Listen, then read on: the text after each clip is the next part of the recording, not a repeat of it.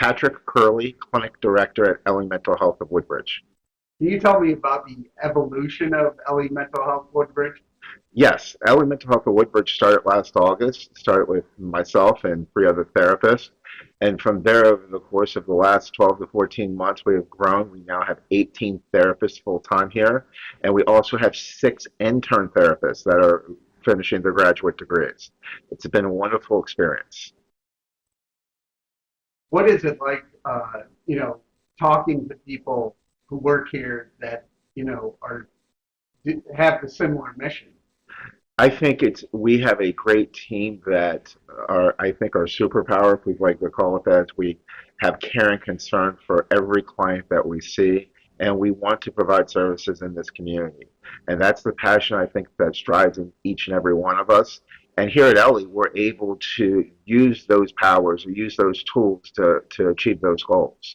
One of the ways, just yesterday, I had somebody reach out to me that was having some issues with some anxiety and depression, among other things, and literally within 24 hours, that person's being seen today.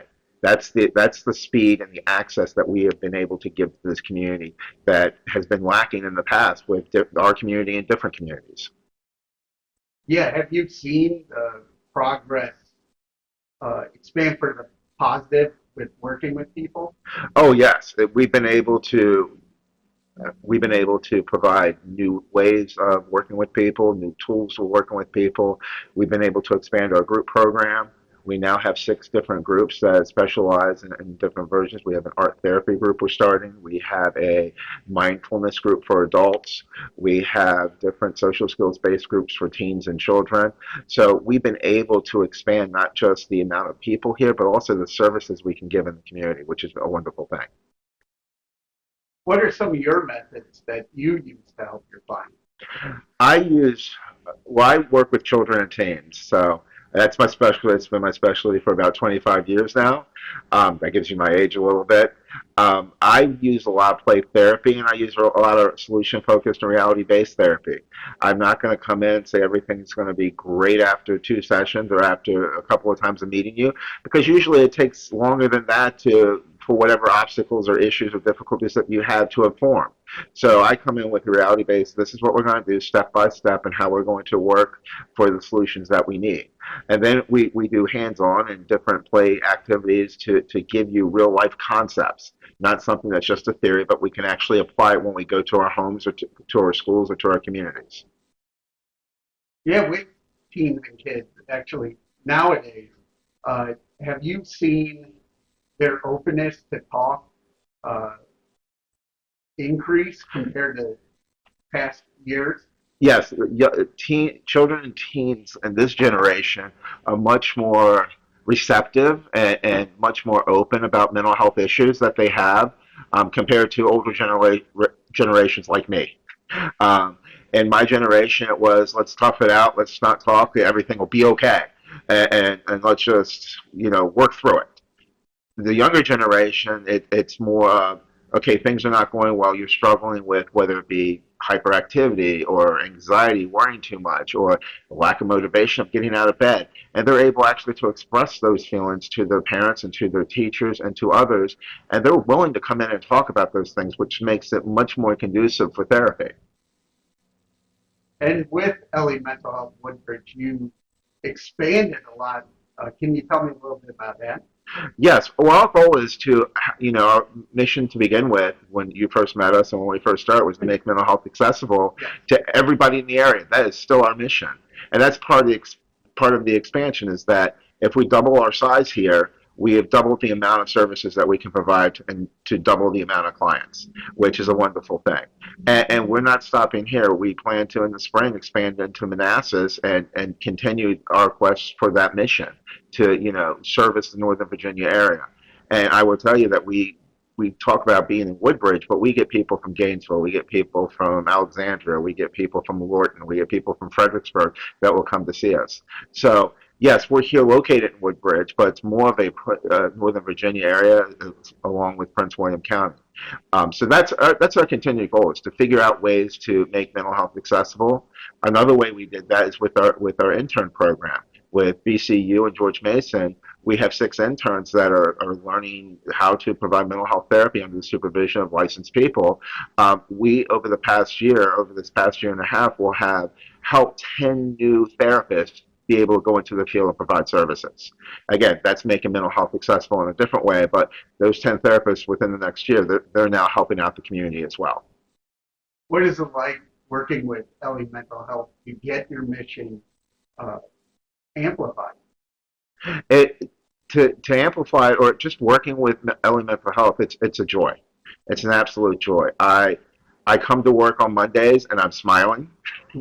I am not, and I look at other people in other positions or other jobs, and they don't have the smile that I have. But that's the job, and that's the validation that we get from helping people.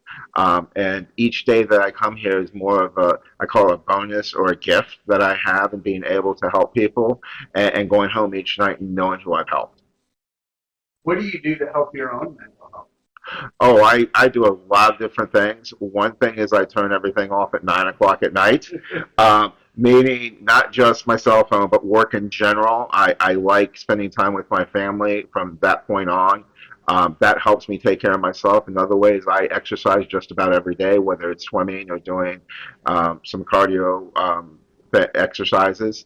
I try to have a balance between mental and physical and emotional self-care exercises that I do.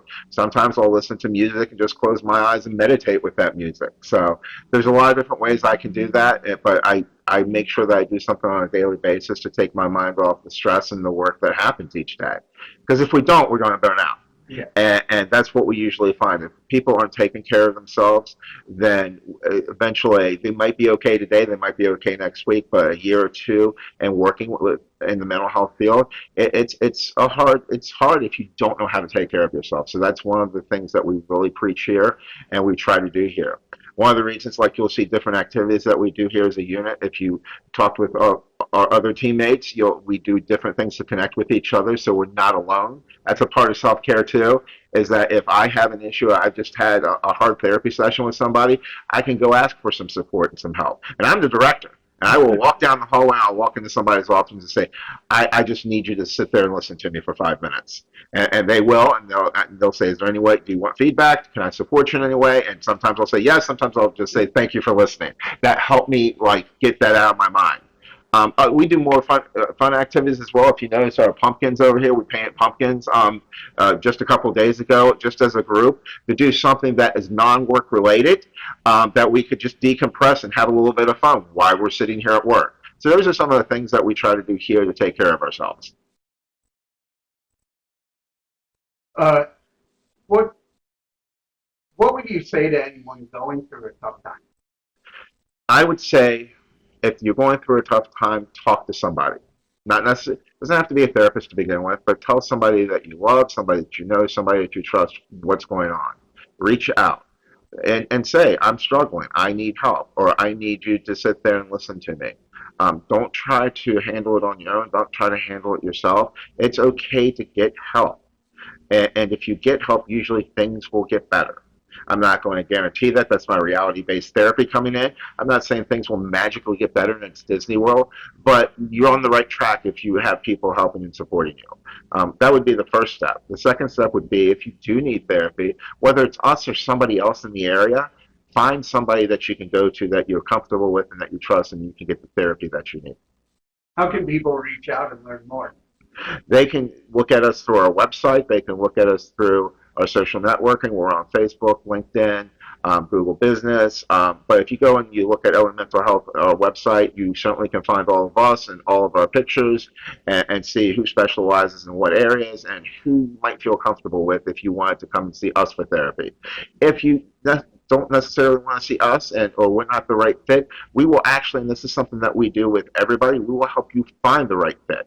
I've certainly recommended people for other practices or other levels of care or different areas of specialization if I felt that they would do better somewhere else besides us. And that's, again, our mission of making that accessible to everybody in the community. If you're not a fit for us, it doesn't mean we just go, okay, goodbye. It means that we're going to still help you.